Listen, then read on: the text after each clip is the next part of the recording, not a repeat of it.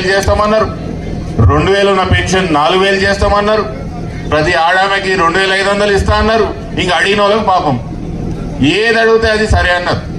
తీరా చూసేవారికి ఏమై ఇప్పుడు ఉన్నదే వాయ.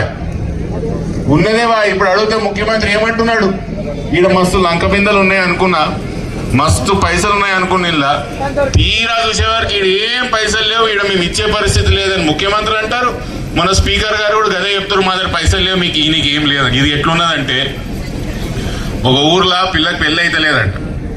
తండ్రి ఒక స్మార్ట్ పోరగాని దగ్గరికి పోయి, ఇగో మా బిడ్డను పెళ్లి చేసుకో, నీకు బంగారు కడి చేపిస్తా, నీకు గొలుసు చేపిస్తా, నువ్వు అడిగిందల్లా చేపిస్తా, నీకు మోటార్ చేపిస్తా, మోటార్ కార్ ఇప్పిస్తా అని చెప్పిండు.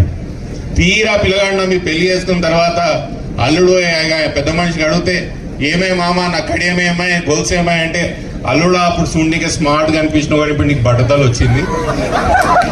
మళ్ళీ ఇప్పటికి మళ్ళీ పాపం అల్లుడికి మంచిగానే ఉన్నాడు, బట్టతలు ఏం లేదు. ఇప్పుడు ఈ మామకు కనిపించింది అన్న బట్టతలు. గట్ల తెలంగాణ రాష్ట్రంలో మంచిగా ఉన్న తెలంగాణ రాష్ట్రం ఏం అప్పులు లేవు, ఏం లేవు. సంవత్సరం కిందటి లేని అప్పులు ఇప్పుడు వస్తాయి.